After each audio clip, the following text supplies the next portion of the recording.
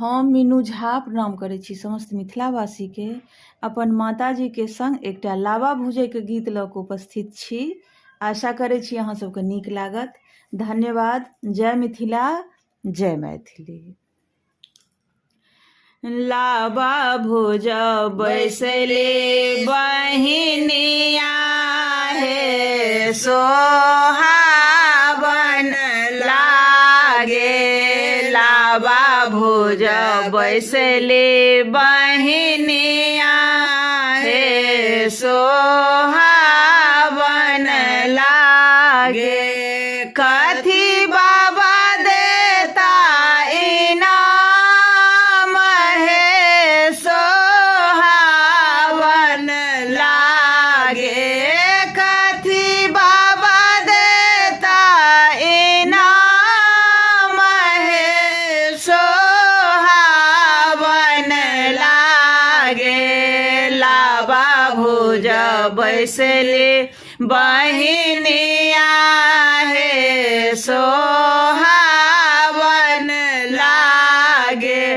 हाथी ओ घोड़ा बाबा हम नहीं मांगे छे। हाथी ओ घोड़ा बाबा हम नहीं मांगे छे। हमरा त चाहे धेनु गाय हे सोहावन लागे।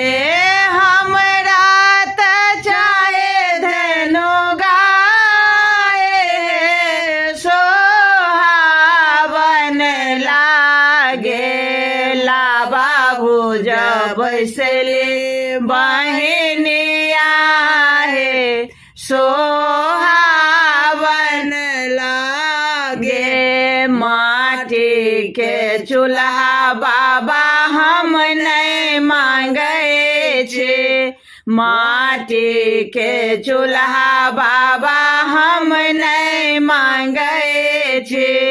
सोना के चूल्हा दिया बनाई हे सोहावन लागे। लावा भोज बैसले बहिनिया हे सोहावन लागे। चांदी के पायल बाबा हम नहीं मांगे छे। चांदी के पायल बाबा हम नहीं मांगे छे। सोना के कंगना दिया दान हे सोहावन लागे।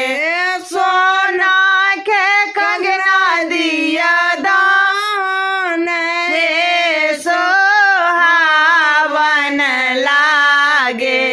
लावा भोज बैसले बहिनिया हे सो